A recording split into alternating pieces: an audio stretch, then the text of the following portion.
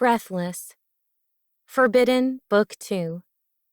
Written by Susanna Thompson. Narrated by Lauren Sweet. Chapter 2. Cade was actually in several of my classes, since he was also majoring in business. I just hadn't noticed him that first day due to the large class sizes. He had chosen not to approach me until he showed up at my dorm, but he sat right beside me on the second day of classes. I thought about moving to another seat, but I had a feeling that he would follow me. I didn't want to play that immature game, so I decided to not react to him at all. He would eventually have to give up when he realized that he had no chance with me. Also, I could already see a few girls in this class checking him out. With thousands of female students on campus, he was sure to have an endless supply of hookups. I didn't believe that he would go without sex and wait for me to get back together with him. I also didn't believe that he hadn't been with anyone since we broke up. Not that I cared. He was free to do what he wanted. Like flirt with the pretty girl who had gotten out of her original seat to come sit beside him. "Hi," she greeted him. "I'm Jessica." "Hi," he replied. "I'm Cade." "The lecture's about to start," she said quickly. "But would you like to get coffee with me after class?" "Do you want to go for coffee, Lexie?" he asked me. "No," I answered. "You go ahead." "Sorry, but I can't go without my girlfriend," he told Jessica.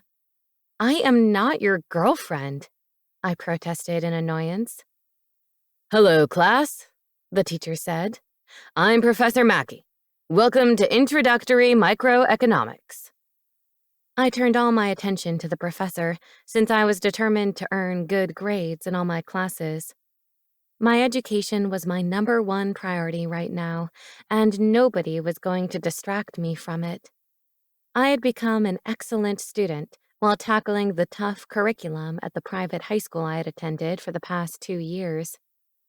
Having a genius best friend also helped. I could always ask Logan for help with my homework if I needed to, although I tried to figure it out on my own first.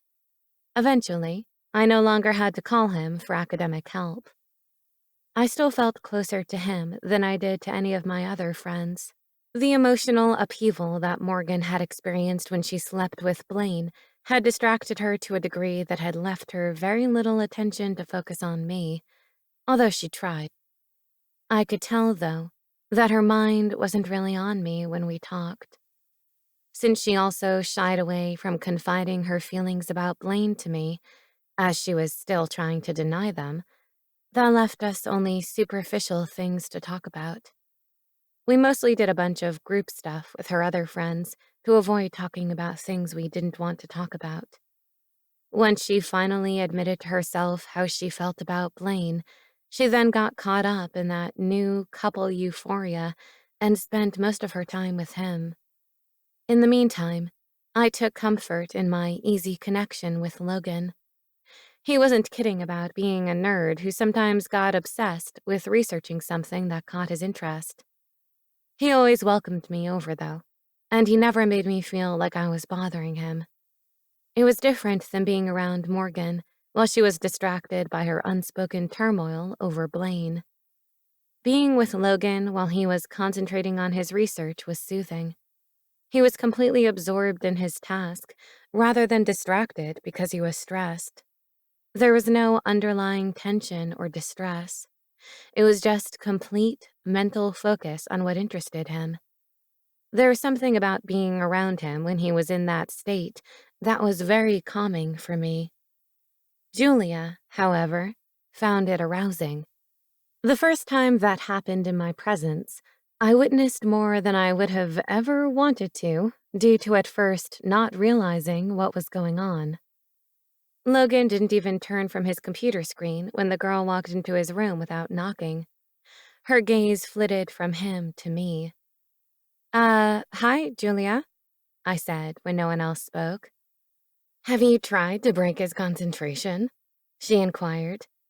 No," I responded in bewilderment. "I'm just studying."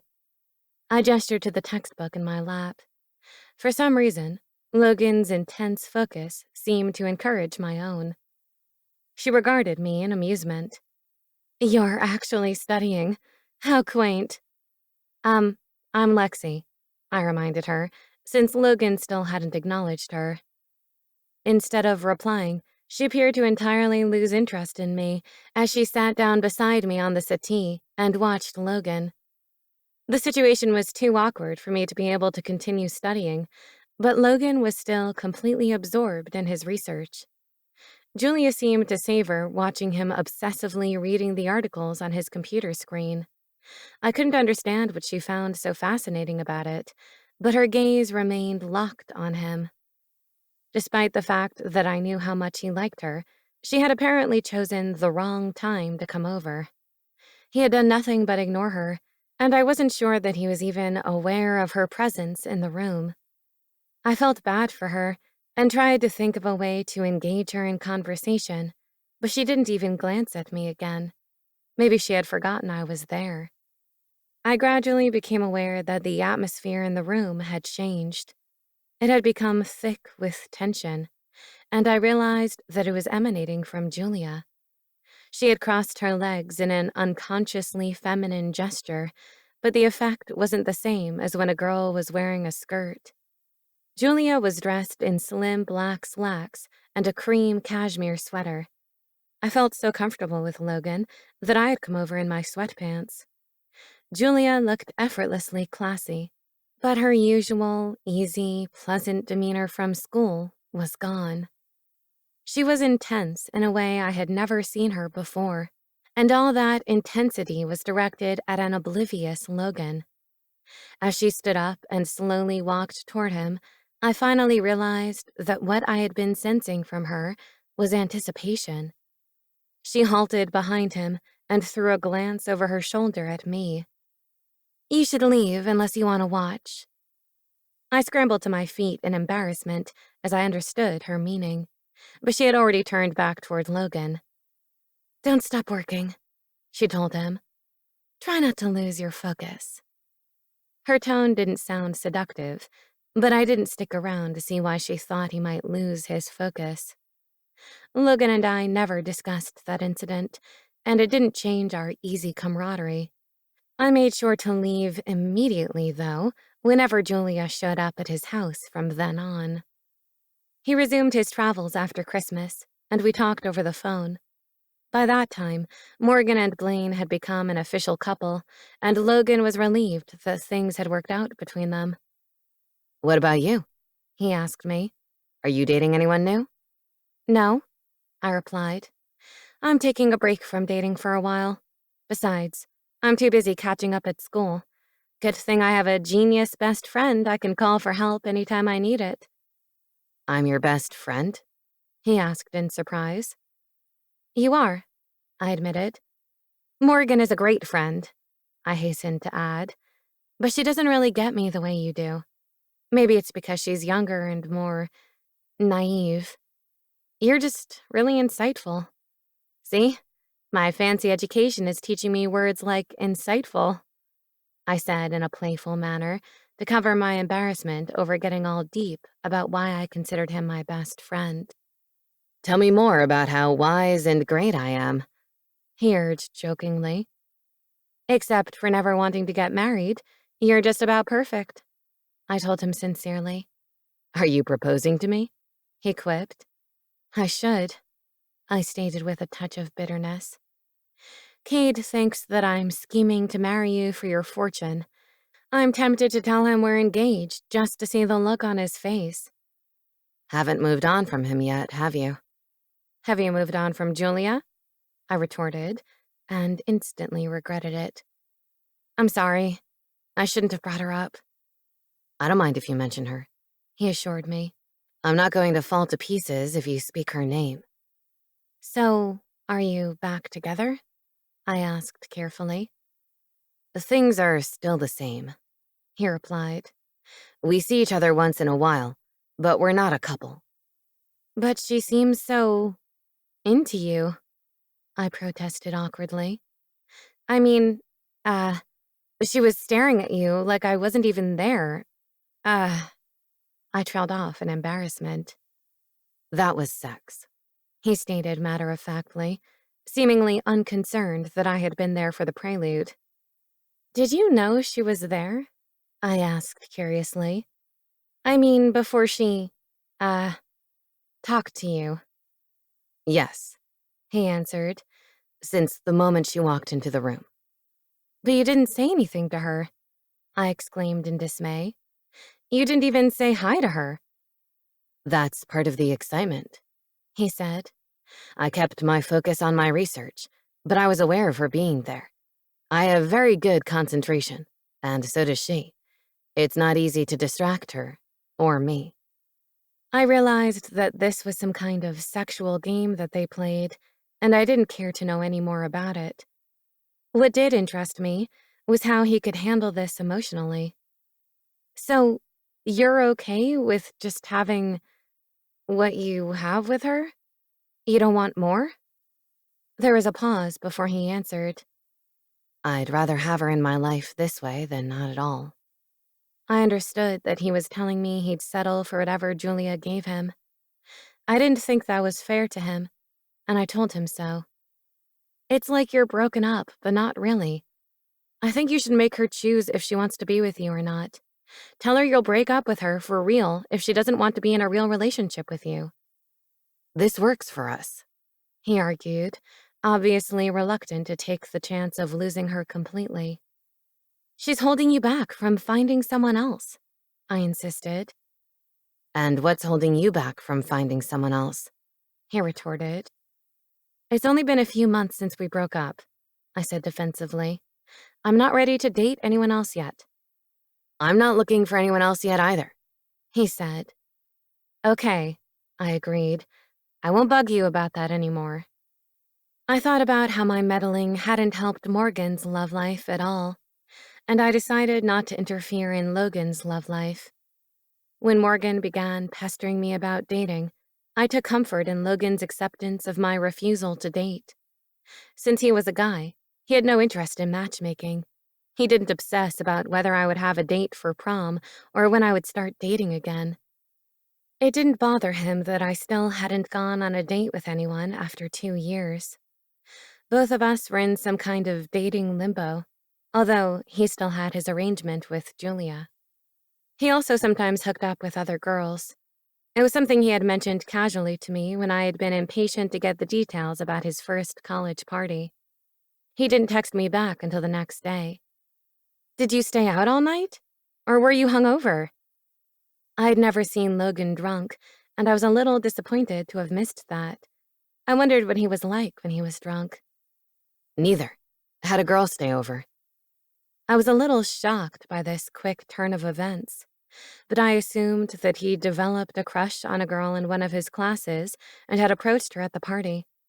I called him to get the whole story, thinking that he was finally moving on from Julia, but he explained that it had been just a one-night stand. You have those? I asked in surprise. Sometimes. He answered. Does Julia know?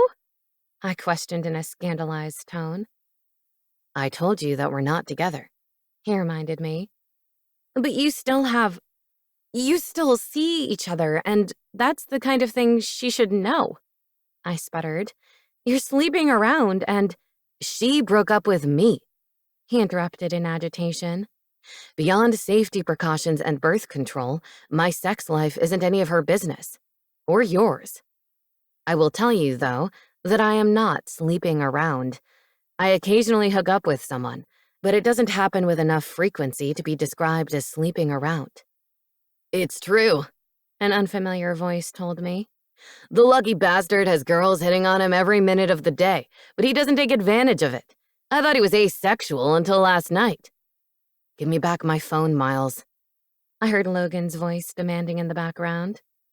I'm Miles. He stated, completely ignoring Logan. Who am I speaking to? I'm Lexie, Another girl. he exclaimed in delight.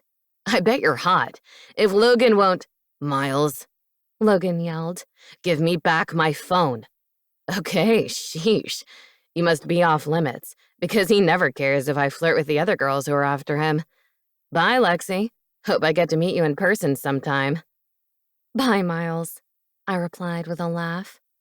Lexie. Logan said, apparently in possession of the phone again. Sorry about that. My annoying roommate doesn't understand the concept of privacy. Annoying? Dude, that hurts. And I stayed out all night so you could have your privacy. You stayed at Candace's dorm, Logan retorted. See the sacrifices I make for you? Logan snorted in response to that. Aha! You do notice hot girls, Miles exclaimed in glee. Get out of my personal space, Logan snapped irritably. Sorry, Lexie. He repeated to me. It's almost impossible to carry on a conversation with him here. That's okay, I said. I like him. He's funny. Anyway, I'll let you go and catch up with your roommate. There's nothing to catch up on, he insisted. We don't. He broke off and began again in an agitated tone. I hope you don't think we trade stories that we talk about details. Hell no, Miles exclaimed, his voice sounding close again. Some things are private. Get out of my face, Logan snapped in exasperation. I'll have to call you later, Lexie, he told me. He did call me later that day, and we had a somewhat awkward discussion about casual sex. I had resorted to pumping Lauren for information about Julia. Lauren was the only girl in Morgan's group of friends that I had formed a real relationship with outside of the group. She had a chill attitude that I gravitated to. The other girls were nice, but they were more excitable and immature. They had also only really wanted to come over my house to drool over my hot stepbrother, and they had been extremely disappointed to learn that he had moved away. Being more observant than the others, Lauren had also picked up on my heartbreak over Cade. So, you and your stepbrother, huh? She said quietly to me while we were all on a shopping trip together. I gave her a startled look, wondering if Morgan had told her my secret. I glanced toward where she and the other girls were looking through racks of clothes.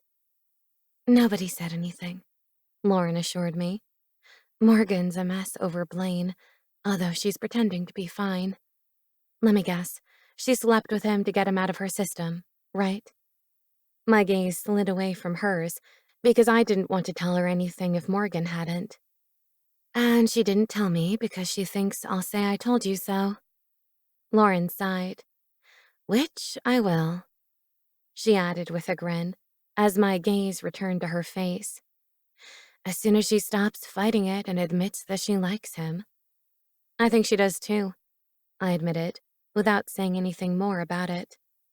And you like your stepbrother, she said.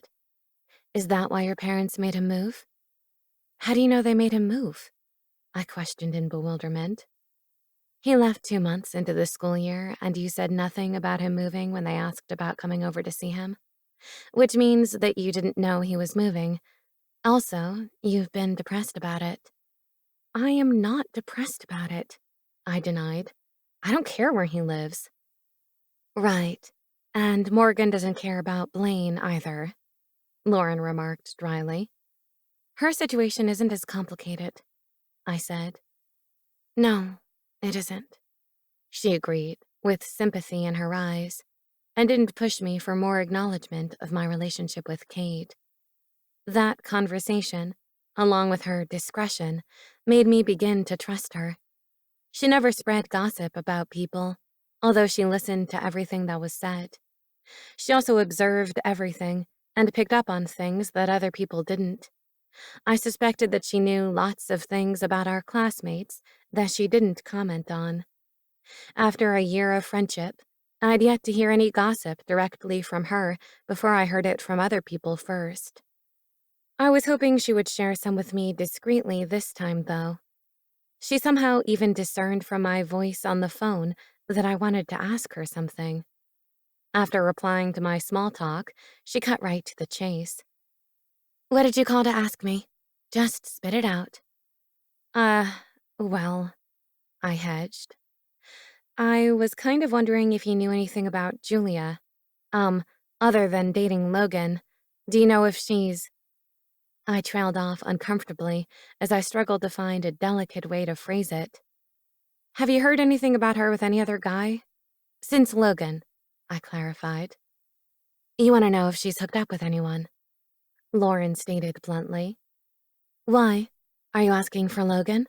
No, I replied, trying to think how to answer without betraying any confidences.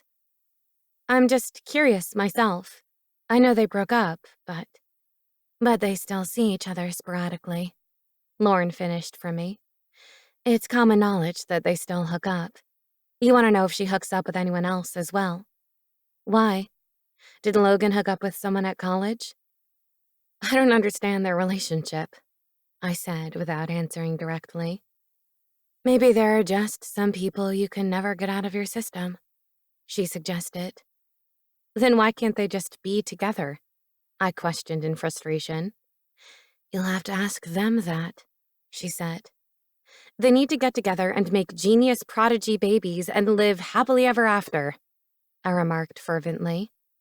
Lauren laughed. Maybe they will. Maybe they'll figure it out like Morgan and Blaine did and become sickeningly in love.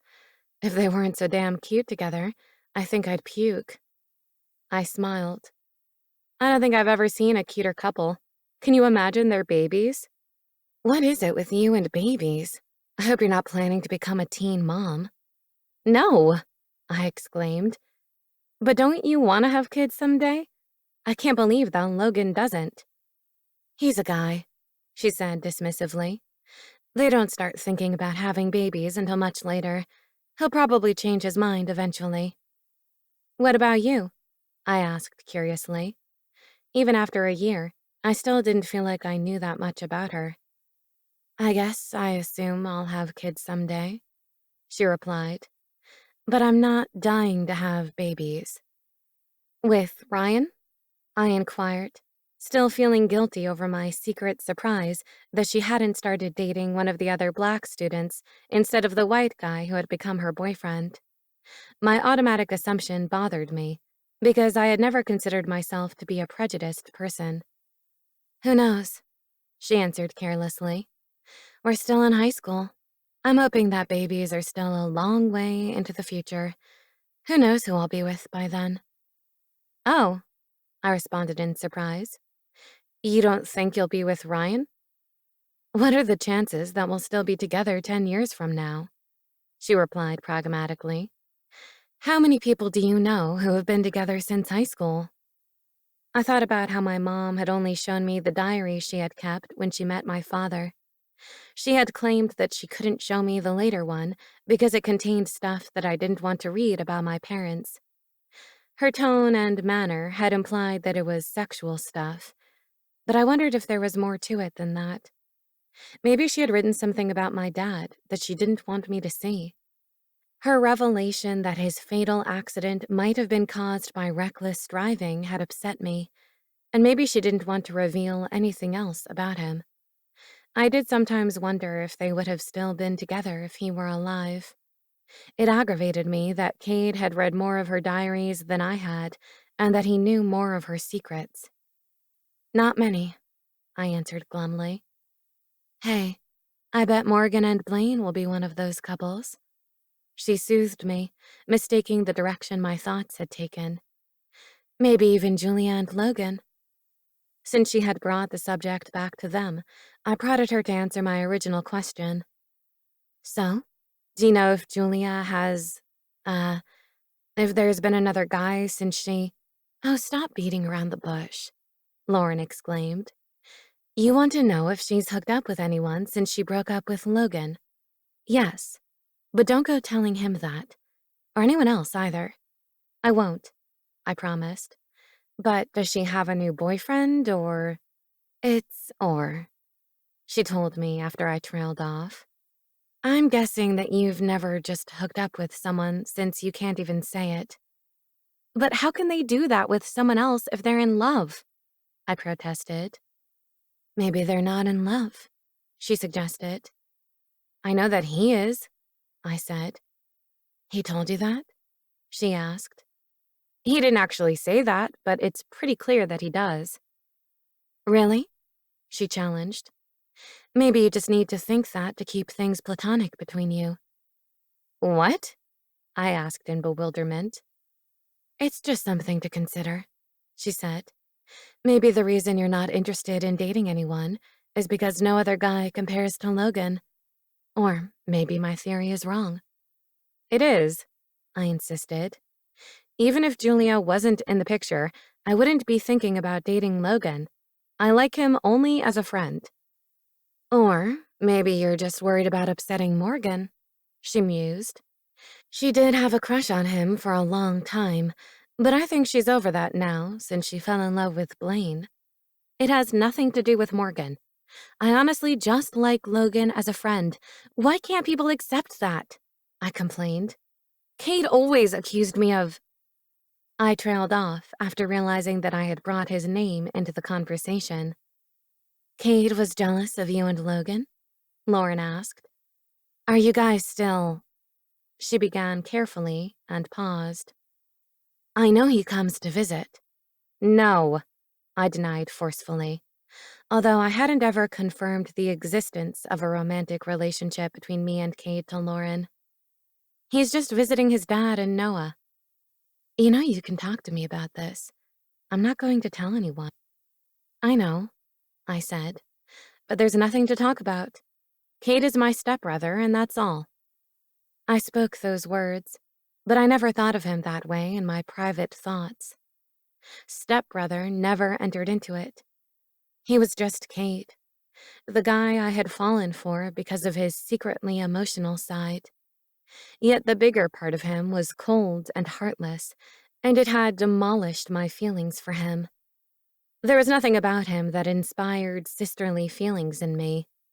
Noah was our sibling, but Cade and I could never be that to each other. My anger and hate toward him had faded after Noah was born, but it hadn't been replaced by any kind of affection. When the three of us were together, Cade was Noah's brother, and I was Noah's sister, but those feelings didn't extend to each other. There was always an undercurrent of restrained intensity between Cade and me, despite our polite behavior toward each other. Cade dropped that barrier after the class during which he had been surprisingly silent and well-behaved. He hadn't tried to distract me from the lecture once, and I'd almost forgotten that he was sitting beside me. When the professor dismissed us, Cade placed his hand on my arm to keep me from getting out of my seat. I hadn't seen such an intense look in his eyes in a long time, and I got caught in the snare of his heated gaze. Lexie, he said in a quiet, intimate voice. I stared back at him in nearly breathless anticipation. Do you want to get coffee before your next class? He asked in that same softly measured, hypnotic voice. Yes, I responded, without really thinking about the question. He gave me that warm, beautiful smile that I loved and held my hand as we exited the lecture hall. I was cocooned in contentment until I heard the words of the girl who had been talking to him before class. See, that's his girlfriend, she said in disappointment as she gestured toward us. Realization hit me as I remembered that I was not Cade's girlfriend, and I dropped his hand like it was burning me. My face flamed in humiliation at having succumbed so easily to him. Lexie, He said in a pleading tone. it's just coffee. I can get coffee on my own, I retorted stiffly, and took off down the corridor. Cade immediately caught up to me. You're going the wrong way. Leave me alone, I snapped at him. Why are you fighting this? Your first instinct was to say yes to me, he argued. Our parents aren't here to stop us, so we can do what we want. Our parents didn't break us up. You did that, Cade, I reminded him. I made a mistake, he said. I'm the one who made the mistake, I told him. I knew better than to get involved with you. It's not a mistake that I'm going to make twice. Lexie. No, I cut him off forcefully. Don't waste your breath. There's nothing you can say to change my mind. Okay, He agreed. His sudden capitulation was so unexpected that I halted in my tracks and looked at him to see if he was sincere. There was now a wicked gleam in his eyes that made my pulse speed up. His slow, sexy smile accelerated it even more. Okay, I won't say anything. His emphasis on that word implied that he would do something instead, and I watched him with wary but secretly excited anticipation. His dark eyes smoldered as he slowly lifted his hand toward me while I tensed in preparation to swat it away. He brought it back toward himself instead and grazed it against his lips as he made the motion of locking them. He kept his gaze fixed on me until he turned and walked away. The dissatisfaction I felt at his departure was at odds with my demand that he leave me alone.